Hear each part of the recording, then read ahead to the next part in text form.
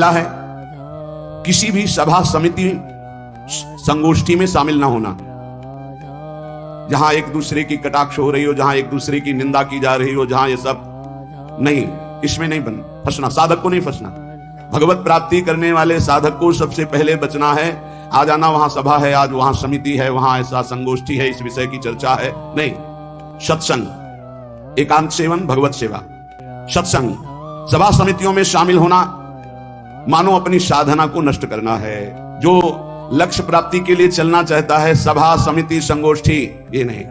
एकांत सेवन, सत्संग सुना, अपरिचित जीवन, किसी से कोई परिचय नहीं। अखबार पढ़ना, समाचार देखना, ये उनके लिए सही है जो समाज सेवी हैं, जो समाज में विविध पदों में हैं, लेकिन जो भगवत प्राप्ति करना चाहता है उस साधक के लिए ठीक नहीं।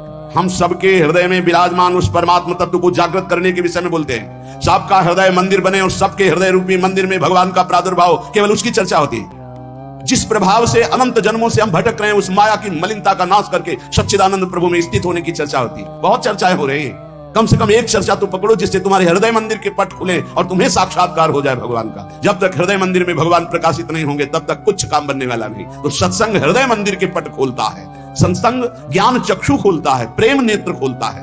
भगवत प्राप्ति करना है तो दूसरी बात, सावधानी पूर्वक, कोई हमारा विशेष नहीं, कोई खास नहीं, कोई वस्तु व्यक्ति स्थान कोई विशेष हमारे नहीं। जहां मेरे स्वामी जैसे रख रहे हैं वैसे रह रहा हूं, मेरा नहीं, मेरे स्वामी कहे जब चाहे तब हटा दे, जब चाहे तब रख ले, उनकी बात है। वस्तु जैसा चाहा वैसा भेज दिया, वैसा आप उसका सेवन कर रहे हैं, हमारे लिए कोई खास वस्तु नहीं, मेरे स्वामी ने भेजा इसलिए बात है।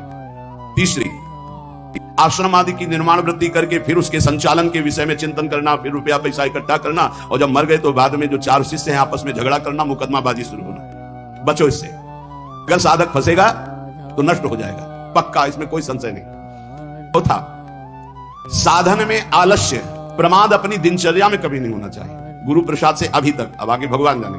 अगर 102 बुखार भी है, हमारा नियम है 12:30 बजे 1 बजे जगना, तो जगना है, जगना।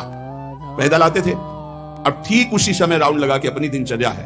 अपनी दिनचर्या में 1 मिनट का फर्क नहीं। अब तो आराम से सो सकते हैं, नहीं, आराम कहां, जब तक शरीर में श्वास है आराम नहीं।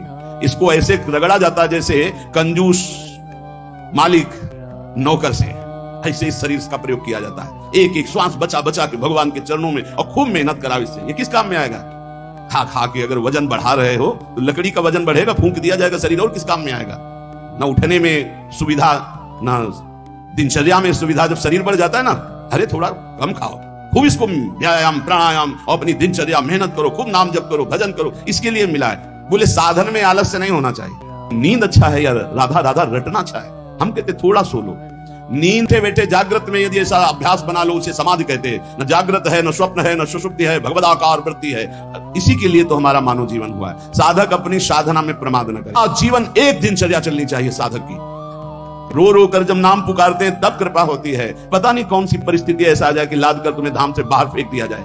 हाँ, कोई रोग हो सकता है, कोई घटना घट सकती है, इसलिए सावधान। प्रमाद स्थिति नहीं, दीर्घ सूत्रता नहीं। साधु की पहचान उसकी दिनचर्या से होती है। जिसकी दिनचर्या राइट टाइम फिक्स चलती है, साधुता ठीक चल रही है।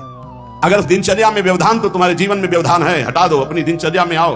दिनचर्या ठीक होनी चाहिए। पांचवा, कोई तुमसे विजय प्राप्त करने आया है शास्त्रार्थ के लिए, पहले ही हाथ जोड़कर हार जाओ।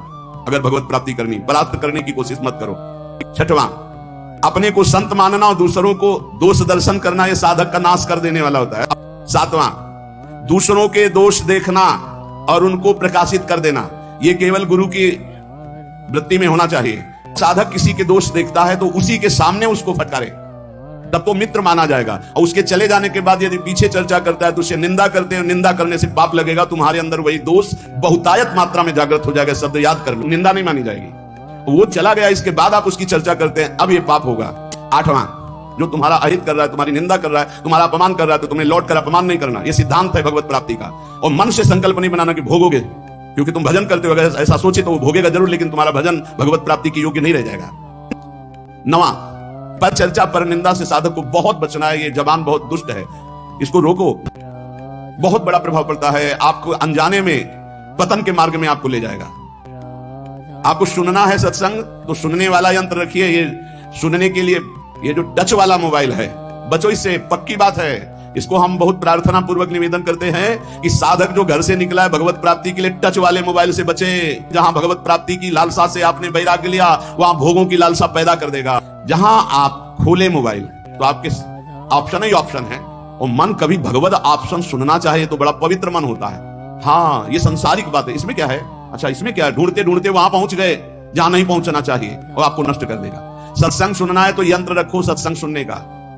अगर आपको सही माने में मोबाइल का ही प्रयोग करना है, बहुत जरूरी है, तो हम कहते हैं छोटा वाला मोबाइल रखो। लेकिन नहीं, स्मार्ट, बड़े स्मार्ट बने हो, माया से थोड़ी तुम्हारी स्मार्टगिरी चलेगी। माया तुमसे ज्यादा स्मार्ट है, उसी स्मार्ट में फंसा देगी। स्मार्ट है तो कहते हैं उसे, स्मार्ट मोबाइल कहते हैं। हाँ, तुम्हारी स्मार्टगिरी नहीं चलेगी माया के आगे। भगवान का ये बहुत विचित्र, कलयुग भगवान ने ये यंत्र चलाया है, बहुत विचित्र। ये भगवान की बहुत माया चली। भारी विपत्ति में घबरा कर किसी और का सहयोग लेना कभी ऐसा अनन्य भक्त के द्वारा नहीं होना चाहिए। अब क्या होगा? वही होगा जो प्यारे राम जी को भाएगा। और राम जी मंगलमय है, पक्का मंगल ही होगा, मंगल नहीं हो सकता। भक्तों का सदैव ऐसा ही होता है। वही होगा जो हमारी प्रियालाल चाहते, वही होगा जो हमारे इष्ट चाहते। इष्ट मंगल भवन है, अमंगल हो नहीं सकता।